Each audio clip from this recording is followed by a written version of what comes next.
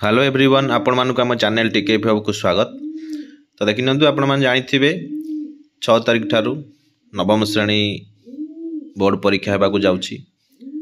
तो सेथि निमंते तो बोर्ड तरफरु इंस्ट्रक्शन थिला जे आपण माने डाउनलोड करि परिबे क्वेश्चन जोटा कि प्रश्न पत्र बोर्ड साइट रे आसीबो। सेतरे स्कूल एचएम माने लॉगिन करि परिबे यूजर आईडी पासवर्ड देई केबे जो दिन परीक्षा अछि सेहि दिन सकाळ 7 टारू 7 टारू लिंक अवेलेबल जो सेतल डाउनलोड करि परिबे। परीक्षा हो 9 टारे। तो सेथि निमंते किछि प्रॉब्लम हैला जोथि पई कि नियम बदलिछि। कोन बदलिछि देखिदबा। देखिनंतु बदलिला नवम परीक्षा प्रश्न पत्र जोगाणर नियम। कोन नियम बदलिछि? परीक्षा पूर्व दिन हेबो डाउनलोड।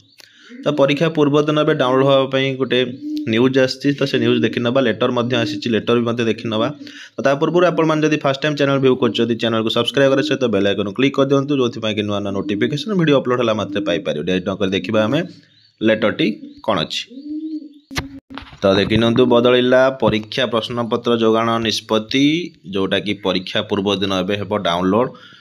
देखो आसंता 6 तारिख रु नवम श्रेणी वार्षिक परीक्षा हेबाक जाउछि। आपण जानिछे उक्त परीक्षा लागि बोर्ड पक्षरु प्रस्तुत प्रश्न पत्र परीक्षा दिन सकाळ 7 रु दिन 11 मध्य प्रधान शिक्षक माने बोर्ड वेबसाइट रु डाउनलोड करिए बोली सूचना दिया जायतिला। तो जेउ निर्देशनामा जारी करा जायतिला सेथिरे परिवर्तन करा जायछि। विद्यालय प्रधान शिक्षक कसह जिला शिक्षा अधिकारी माने मध्य प्रश्न पत्र डाउनलोड करि परिबे बोली बोर्ड पक्षरु सूचना दिया जायछि। प्रधान शिक्षक माने विद्यालय रे यूजर आईडी एवं जिला शिक्षा अधिकारी माने सेमानकर ऑफिसर यूजर आईडी एवं पासवर्ड व्यवहार करी प्रश्न पत्र डाउनलोड करि परिबे बोली सूचना आसीछि। जिला शिक्षा अधिकारी पक्षर परीक्षा पूर्व दिन सकाळ 9टा रु ता पर दिन पूर्वाह्न 11टा पर्यंत से माने डाउनलोड करि परिबे जोटा कि डीओ प्रधान शिक्षक मानकु सुযোগ दिया जायछि। तो से माने परीक्षा पूर्व दिन प्रधान शिक्षक परीक्षा पूर्व दिन अपराह्न 4टा रु पर दिन पूर्वाह्न 11टा पर्यंत प्रश्न पत्र डाउनलोड करि परिबे। तो डाउनलोड पाई लंबा समय दिया जायथिबारु डाउनलोड करिबारे आउ असुविधा हेबो नै बोली बोर्ड पक्षरु कहै छै। नवम श्रेणी परीक्षा परिचालन दायित्व विद्यालय स्तर रे प्रधान शिक्षक मानक ऊपर न्यस्त रहितला मध्य प्रश्न पत्र प्रस्तुत करिछि बोर्ड। परीक्षा सकाळ 9टा रु आरंभ होई दिन 11:30 रे शेष हेबो। उक्त समय मध्य प्रश्न पत्र डाउनलोड करी परीक्षार्थी मानकु जोगाई देबा संभव नुहे बोली प्रधान शिक्षक माने आपत्ति उठाइथिले। कारण सकाळ 7टा रु जदि डाउनलोड करा जिवो जोटे अधिका पिला अछंती किछि नेटवर्क एरिया भी नाही सेटा पई प्रॉब्लम हेतिला। तो प्रधान शिक्षक स्तर रे जेउ असुविधा रहितला आज तार समाधान सूत्र बाहरिछि। उक्त घटना रे विद्यालय गण शिक्षा विभाग सचिव हस्तक्षेप करछथि। एने आज वर्चुअल जोगे गोटे मीटिंग करा जायतिला। एहा परे परीक्षार्थी मानकु प्रश्न पत्र जोगाण रे परिवर्तन निष्पत्ति ने जायछि। विभिन्न उपांत अंचल रे विद्यालय इंटरनेट समस्या रहिछि। जेउ स्कूल इंटरनेट समस्या रहिछि सेठाकू डीओ को तत्वावधान रे प्रश्न पत्र पठा जिवो बोली बोर्ड पक्षरु कहा जायछि। तो एने लेटर भी आछि। देखंतु board of secondary education Odisha Cuttack तरफरु from the secretary board of secondary education Odisha Cuttack to all the district education officer of the state.